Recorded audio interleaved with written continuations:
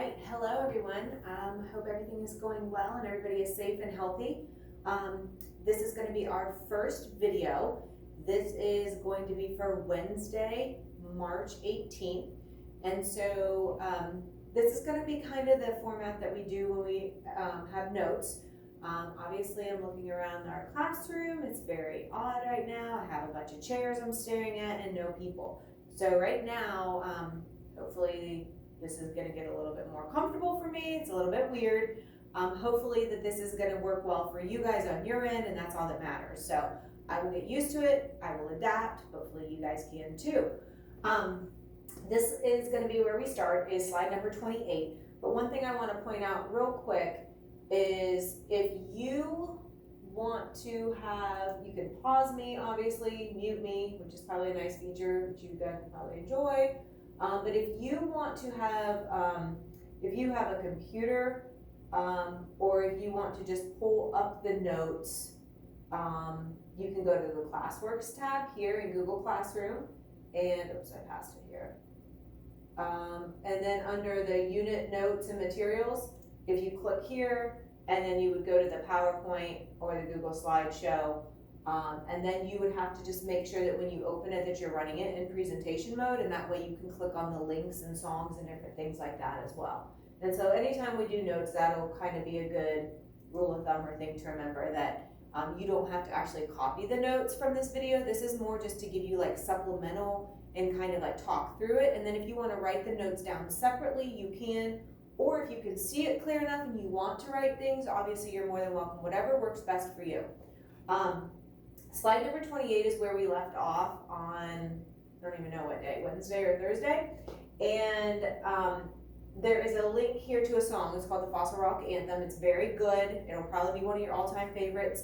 So make sure you click on that if you're in the PowerPoint. I will also probably try to just have a set of links for all the videos and things.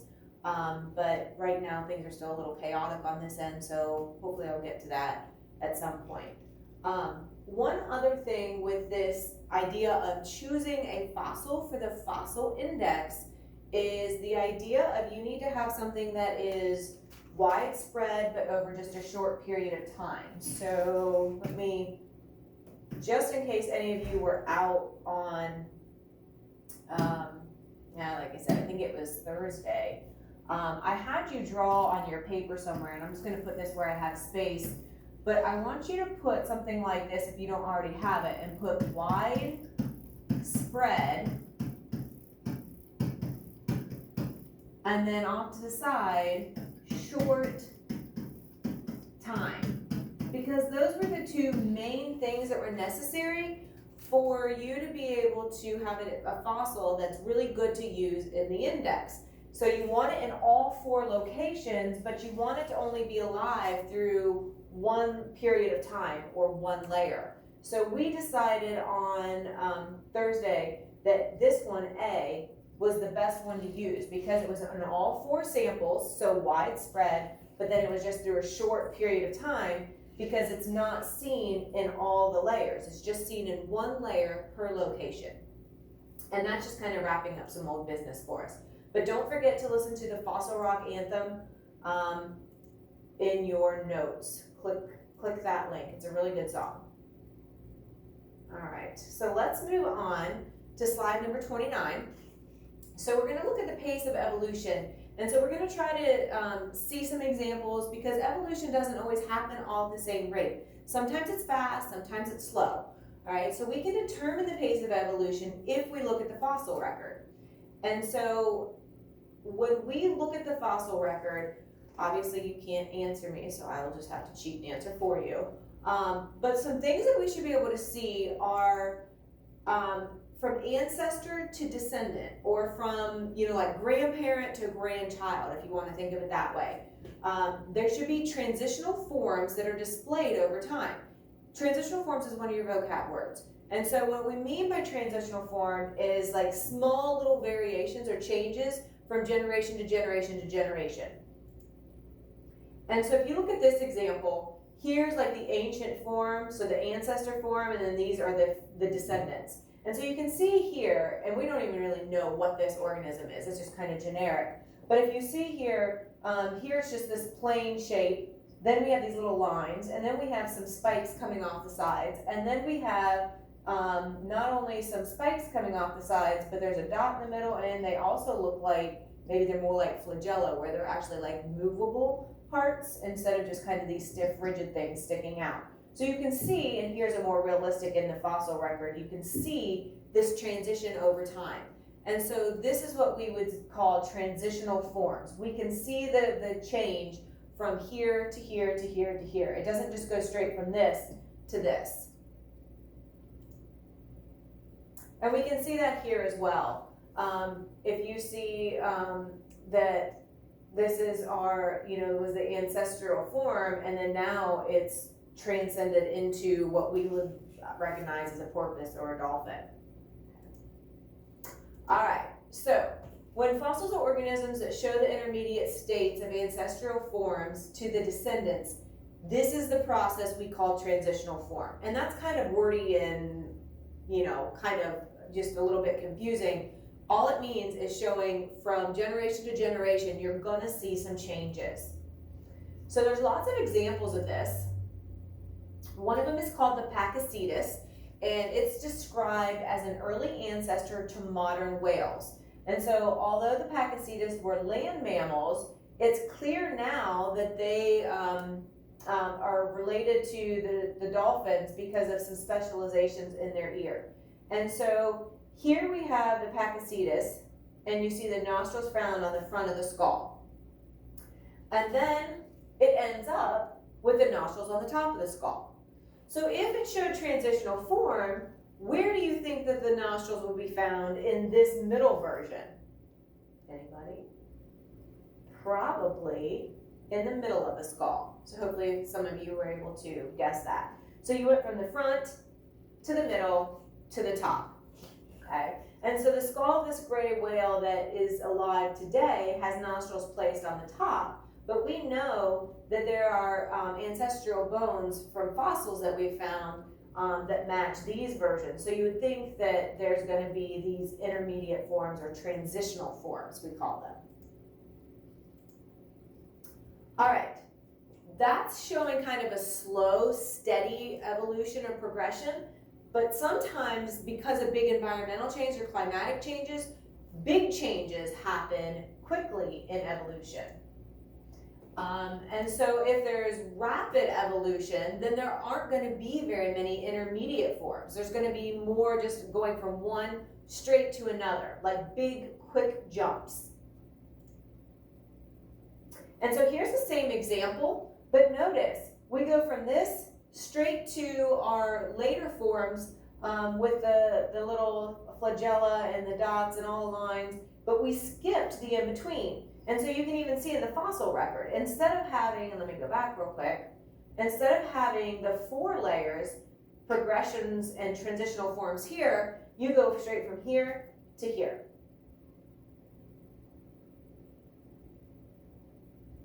And there's what we see without the transitional forms. And again, here you see some transitional forms, but here it just goes straight to the descendants. All right, so looking at this, here's the ancestors, and then here's the descendants. So ancestors, descendants. And so which one is going to show more of a transitional form or slow and steady? I'll give you a second to think. Hopefully, most of you picked this side for the slow and steady, and then this side would be for the rapid. You can see quick jumps. You don't see a whole lot of blending or transition. It's just you go from here to here. And then this one, you see kind of a blending. You don't go all of a sudden straight to the all dark moth or butterfly. All right, let's skip, because remember we jumped around a little bit on Thursday. So we've already done slides number 33, 34, 35, 36, and I believe, let me back up one just to make sure. Yeah. We are starting at 37 again, so pick back up with me if you have your notes out, or if you're just watching and listening now, that's fine. Just realize we did skip around a little bit on that Thursday. All right, so relative dating. Rocks, okay, let me back up just a second. just to orient you, remember we talked about the law of superposition. Superposition meaning that things get put down in nice even layers. This usually happens when things are forming, but we know that Earth is constantly changing. Some things like earthquakes, plate tectonics, all of those major events can cause some major shifting, I guess, of our sedimentary rock layers. Okay, so again, we said that the oldest items are going to be found in the bottom layer, and then the youngest items will be found at the top layer. Remember my example of the Jolly Rancher candy. If I gave you a piece of candy on Monday and you put it in your pockets but then forgot to eat it, and your habit is to go home, take your school clothes off, put them in a pile, and then maybe go change for practice or going outside or going to do whatever you have to do in the evening, and you do that every day, if you remembered where that candy was on Friday, you would know where to look. Because if your clothes get put down Monday, then Tuesday, then Wednesday, then Thursday, then Friday, you would realize, I got a piece of candy on Monday, it's still in those pockets, I need to go there, and you would go to the bottom of the pile because that's what got put down first. If I'd given you the candy, let's say on Thursday, then it'd be closer to the top of your pile, because if you're Monday, Tuesday, Wednesday, Thursday, you're closer to the top, which would be younger if we're talking about fossils. So if that Jolly Rancher is like a fossil and the clothes layers represent your rock layers, there's that analogy that we kind of talked about on Thursday. So keep that in mind. Now, there's some things that can affect the layers, right? Because normally they're nice and pretty and perfect, but here we have some major movement. You can see these lines are all swirled and curved around. This is probably caused at a convergent plate boundary when those plates are colliding, and it causes those layers to kind of fold and ripple on top of each other. And so obviously, if you had a fossil that was found at the bottom layer, but then the bottom layer got pushed up, that's not going to really give us a whole lot of good information if we're using relative dating and that comparison of when layers were put down, because the layers got messed up. It'd be like if you went into your room and like kicked your pile of clothes, well then they'd be all messed up and you wouldn't know where to look for that piece of candy. So if an earthquake would happen, sometimes along those fault lines, remember, right, we can see a shifting. We can see a normal fault where one side would drop down, or we might see a reverse fault where one side pops up, depending on the type of plate boundary that was happening there. And so this line here and this line here shows that happening, and that's why there's this disconnect between the layers. And you can see it a little bit better with the color. So this side, it looks like went down. So this would have been a normal fault, and so these layers should have matched up, but obviously they don't anymore. So that kind of messes up our relative dating a little bit. All right, there's one other thing that we need to talk about, and that has to do with something called cross-cutting. It has to do with something called intrusions. The process is called cross-cutting, but what it forms is typically called an intrusion. So cross-cutting is when a fault cuts through other rocks or magma, when it cuts through other rocks, and then magma will intrude or push its way into that rock area. So you can see this is an intrusion here at D, and this is an intrusion here at H. The intrusion is magma. So if there's a crack or a weakness in the rock, guess what? There's magma underneath those rock layers. And so if there's a certain hot spot or if there's just extra pressure, sometimes magma can be pushed through those rock layers. And you can see this one looks, pretty good. This is kind of fake looking because it's not usually going to be so nice and straight and smooth. Here you can see, it almost looks more like something being pushed up. I think of it like the giant icing little tools that they have. They kind of look like a triangle and they push them and keep squeezing. If that's kind of like the magma, that icing squeezing out is like the way the magma will kind of squeeze up through the rocks. And so here's the definition. An intrusion is an igneous rock, or which was once magma, that is forced into the already existing rock layers. Okay, so this means that this layer, these all had to be there before the intrusion could intrude. Okay, and so that's kind of the main key. The rock layers had to be there. an intrusion could happen, but like if you look up here at H, okay, here's the intrusion coming up. This layer, this layer, this layer were already there, and I know that because it kind of keeps that intrusion defined and canaled in those rocks. But then look up here, it's oozing out. There was no rock there for it to go into. So it just kind of like oozed across the top. So if it's going, and it's keeping it confined in the rocks, I know that this layer R had to form on top of the intrusion. All right, so the intrusion is actually older than this rock layer R. All right, here it's at the very surface. So over time, another layer is going to form on top, maybe layer F, we'd say, and then we know that layer F would be younger than the intrusion. But any layer that the intrusion goes through is going to be older than the intrusion. Let me say that again. Any layer that the intrusion will go through is going to be older than the intrusion because the layers had to be there before the intrusion could intrude. And so here's my example. Think of like a long John donut, I think they call them. They have the icing on top and then like the cream filling. If the cream is like the magma, the intrusion, the donut has to be there before that cream can be put in it. So the same thing is true of the rocks. The rock layer has to be there before that intrusion can intrude. All right, so that might help you. If you think of a donut, right, before the donut can be a long john, it has to, you have to have the donut and the cream both. So the donut has to be there first, then you can put the cream in. The rock has to be there first, and then the magma can intrude. All right, so think of it like that. Here's another example. I like this one because it's kind of clear. This E right here is showing a fault line. So it's the same kind of idea. All these layers had to be there before the fault line could affect them. All right. So E is actually the very youngest. I'm not going to focus too much. I just wanted to explain that.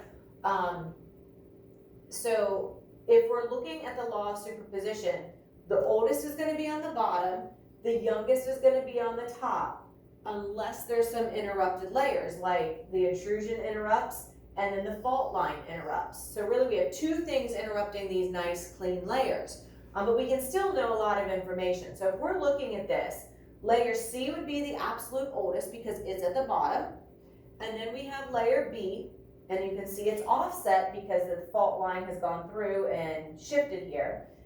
Then we have layer A, and so then we start looking at this intrusion D. D is the same thing. Obviously, it used to be together, it just shifted, but these three layers had to already be there before the intrusion could intrude.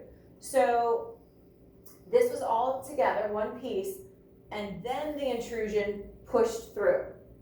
All right, so here's my donut, here's my cream, right? So the rocks had to be here before the intrusion could actually intrude. All right, and then once all this was set, then everything faulted, everything experienced that response to stress, whether it was a divergent or a convergent boundary pulling together or pulling apart or coming together. All right, so if we're talking age, let's recap. Oldest, next, then A, then D, and then E. And I know that D is one of the youngest because it went through all of those layers. All right, let's take a look at this one. So I know that I have this intrusion, but anything that the intrusion goes through is older than the intrusion. So I can follow my law of superposition. So it goes P, K, M, S, X. And then it just shows that there was a lot of erosion, which is why it's not so smooth. That's just kind of extra. I kind of wish they hadn't put that. Just don't want to confuse anybody. But we have layer X.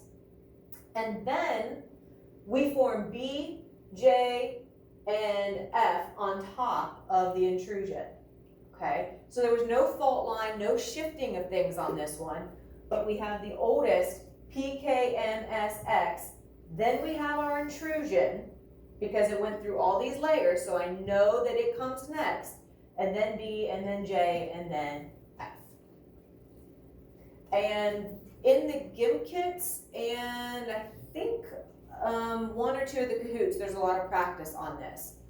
Okay, so you will get to practice this and get to see if you are getting these correctly. Here's a real life example of an intrusion. So you can see the nice sedimentary rock layers and then the igneous intrusion. And it makes sense that it's dark in color because igneous rock is usually dark. Okay, notice that there is a brain pop here. This is actually for radioactivity. I have to add you guys into a brain pop class for you to be able to access this. So I haven't gotten a chance to do that yet. Hopefully tomorrow, that's top on my list. So when you're going through these notes, if you see the brain pop, obviously I'm not going to stop and play it for us. You will have to access that through Google Classroom, either through the materials going into the unit notes, or again, I'm going to try to post with our daily, so like under Wednesday's information, I will try to post the links that go with the notes for that day, if you, just for another way to access them. And please let me know if what I'm doing, how I'm providing it is helpful, or if it's just too much information, or if you have another suggestion, let me know that too. Just trying to make it as easy as possible. I think just flipping through the PowerPoint in presentation mode and clicking on the links like I'm doing here, but on your version, you know, on your phone or your computer would be easier. But again, you probably will be denied access until I get you added into a brain pop class. And then you shouldn't have a problem. So once I let you know that the link's up, if somebody would mind emailing me and letting me know that they're working, I would really appreciate that, because otherwise I don't know for sure. Okay, so we've already talked about relative dating. That's the comparison, right? That's using the law of superposition. Now we're going to talk about absolute dating, and this is a little bit more specific. Absolute means viewed or existing independently and not in relation or comparison to something else. And this actually establishes how many years ago something took place. So it's an exact or more of an exact number. And it actually gives an age. So remember the example with Agnes and John and Mary. We weren't saying how old I think Agnes was. We were just saying that she was in between Mary and John's age, right? Here we would actually say, you know, she's 5, right? So the most important method of absolute dating are based on the decay of naturally occurring radioactive elements. And again, this brain pop will explain this in pretty good detail. And we have a couple more brain pops that also go with this topic that are going to be really helpful too. So, quick background on radioactive decay. So sometimes an atom is missing a neutron. Remember, a neutron is in the nucleus with a proton. Or sometimes they can even have an extra neutron. We call this type of atom an isotope. And so they're still the same element, they're just a little bit different, and they have some special characteristics, I guess you could say. Again, here's another brain pop. This one is on isotopes. Okay, so still in background. For example, we have a lot of carbon, right? Typical carbon is carbon 12, meaning that there are 6 neutrons and 6 protons. That's actually the mass number, and that's something that we'll talk about a lot next year in physical science. But a few of the atoms have 7 or maybe even 8 neutrons. That would mean we would call that like carbon 14 if it has 2 extra. So if it has 8 neutrons, we call that carbon 14. So radioactive decay means that things aren't going to always last forever. And you might get that from the name decay. So over time, it's going to lose those 2 extra neutrons and just become the normal carbon, which is carbon 12. And this process is called radioactive decay. And this is a regular, like it's on a schedule. It happens like clockwork. Again, so I don't forget, here's a third brain pop. It's on carbon dating specifically. So don't forget to watch that. So this cycle happens every 5,730 years for carbon. Other elements, this takes a lot longer. Some are a lot shorter, like even a few minutes. Okay, so each isotope kind of decays at its own rate. That's a set characteristic of each type of element. So archaeologists are able to use their knowledge of radioactive decay when they need to know the age of something that they've dug up. Carbon-14 is locked in from objects from several thousand years ago, and it's going to decay at that 5,730 year rate. So every 5,730 years, half of the radioactive isotopes will decay.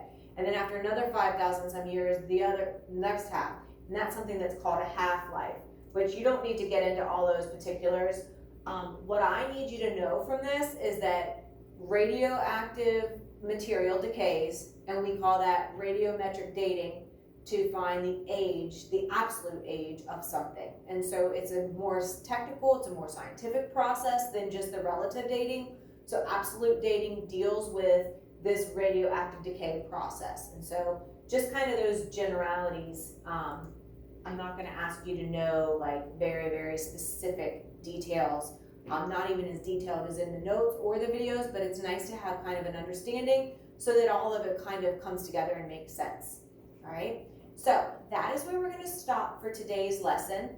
Again, this was for Wednesday, March 18th, which should be our first set of notes, and it's going to we're going to wrap up this unit and keep moving forward. But if you have any questions, please be emailing me. Make sure you're checking Google Classroom. Don't forget the Fossil Rock Anthem. Don't forget the 3 brain pops, and I will make sure eventually, here in the next day or two at least, that I get those links all posted for you. It's not going to hurt if you watch them out of order, but just know that the brain pops are going with this absolute dating idea. So I hope all of you are doing well. I will see you, or you will see me, I guess, here in a few days when I post some more notes. Take care.